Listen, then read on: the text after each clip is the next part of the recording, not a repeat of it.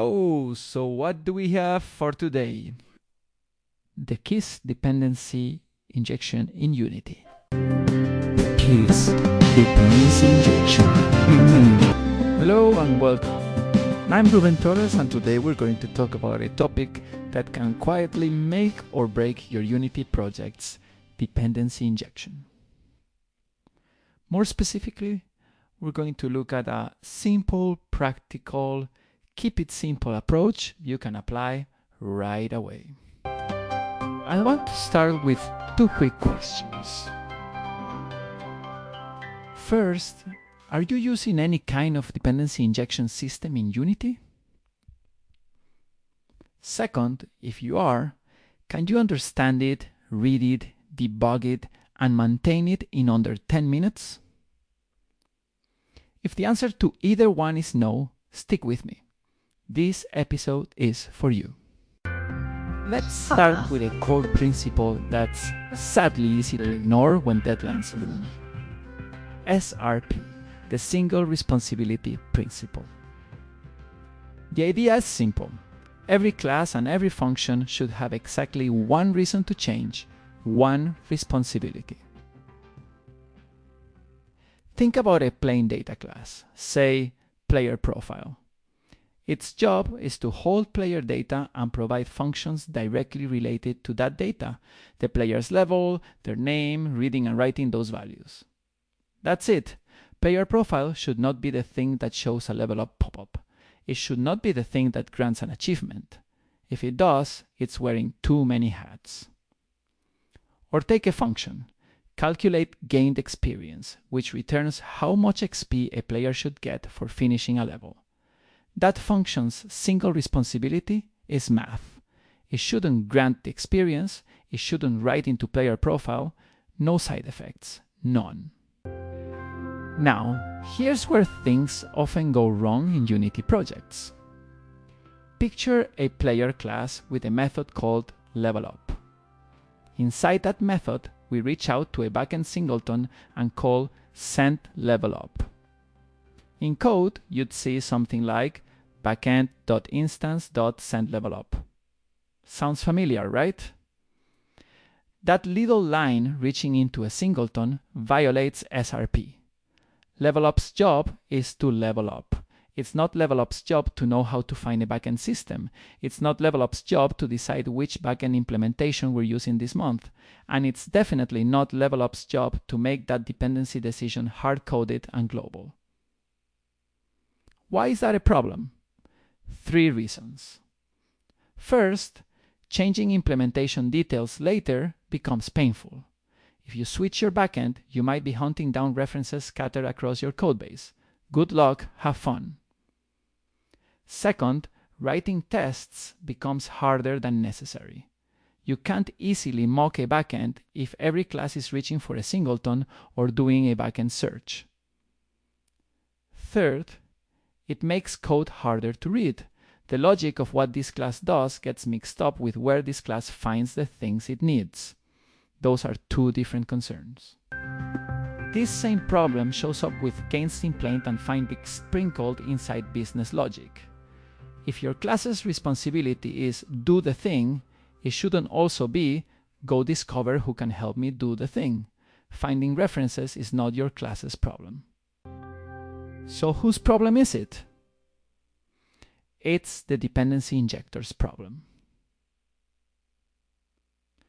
Let's define what a dependency injection system actually does. It really has 2 jobs. Job 1. Keep track of the main objects in your project, the services, systems, and single points of truth. For example, backend, localization, logger, and so on. Job 2. When an object needs one of those services, the injector provides the reference. No searching, no guessing, no singletons.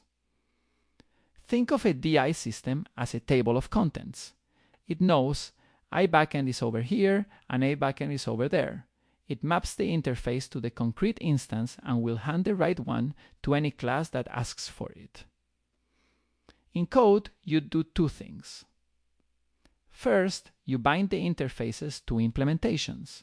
In plain language, when someone asks for iBackend, give them this backend. When someone asks for iBackend, give them this logger file. Second, you declare your needs where you need them. In your player class, you'd have a field or a property that says, I need an iBackend. And then your levelup method can simply call backend.sendLevelUp without worrying about where it came from. Somewhere else, once, centrally, the injector performs the actual wiring. Inject dependencies into this player instance. That's it. Keep track. Inject. Done. Now, at this point, some of you might be thinking about popular Unity DI frameworks, Zenject, StrangeIOC, and others. And I want to be very clear. These frameworks can be powerful and they can be helpful, but I have a big issue with how complex many DI solutions become in practice. The KISS principle, keep it simple stupid, exists for a reason. I've opened DI frameworks that run to tens of thousands of lines of code. Lightweight, they say, and then you scroll and scroll and scroll. If you've ever tried to debug a thorny issue inside one of these frameworks in the middle of a production sprint, you know exactly what I mean.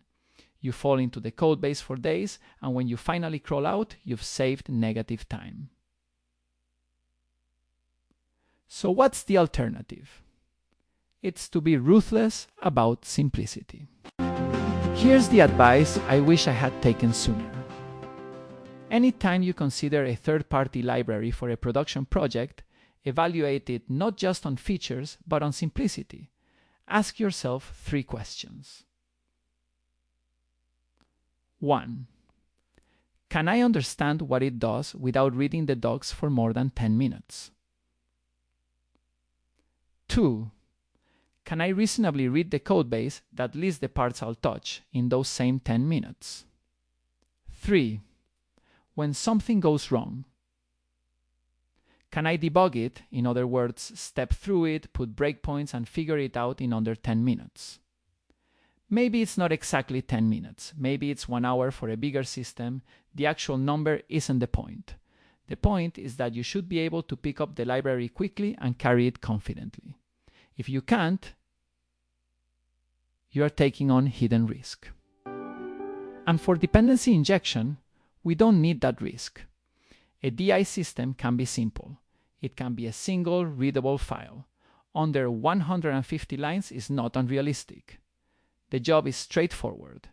Keep a map of what goes to what and inject those references into the places that declare they need them. That's it.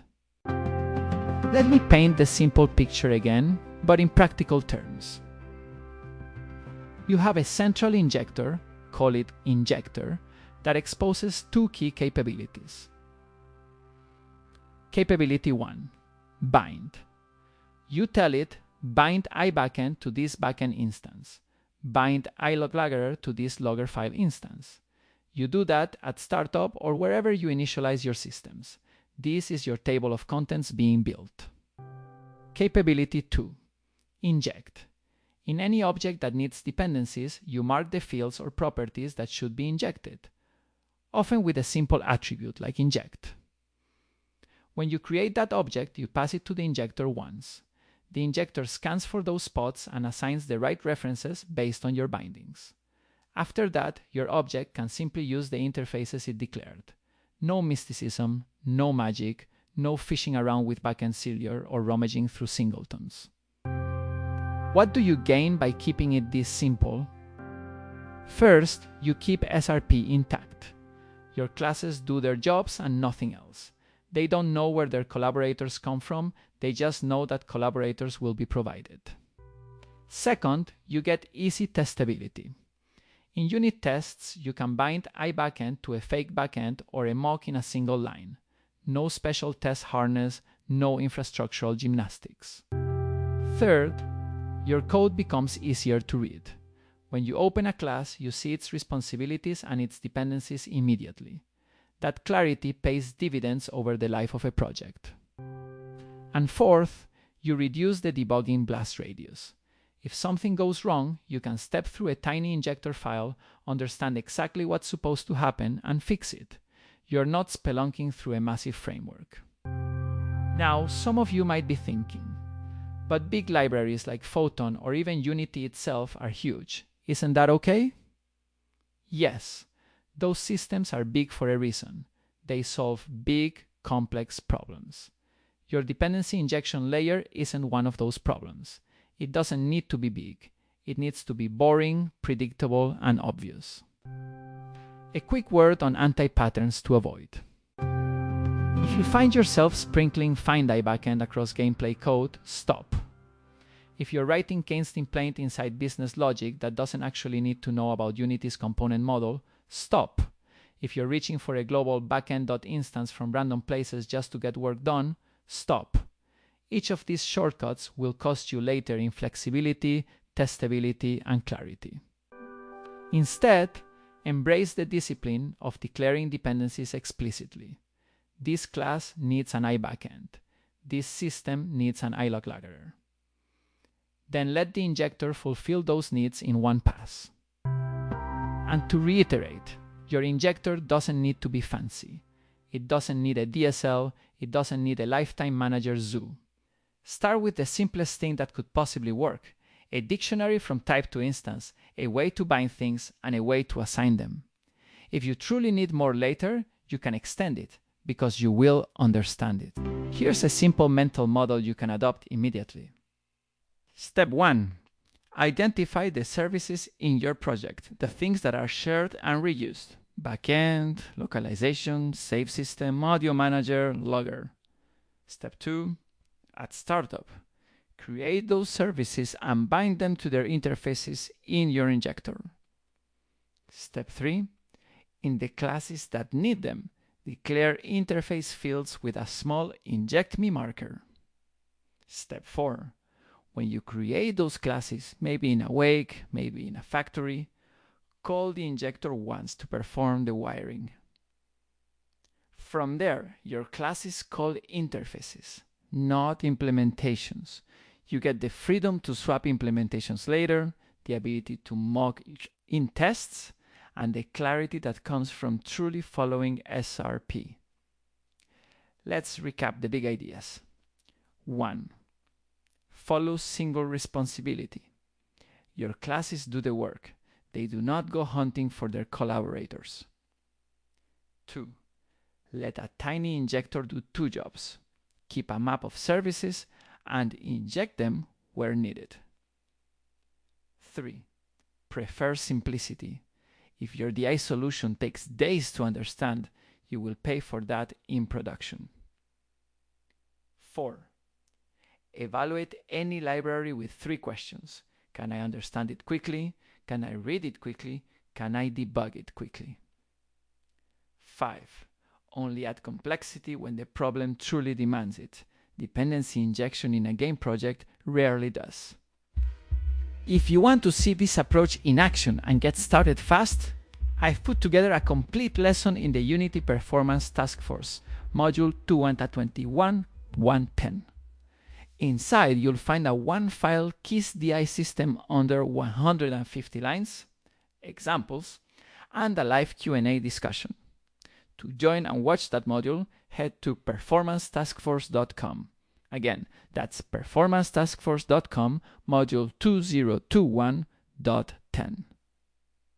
I hope this episode helps you simplify your architecture and reclaim some development time. Keep it simple, keep it testable, and let your code breathe. Thanks for listening. I'm Ruben Torres Bonet, and I'll see you in the next one.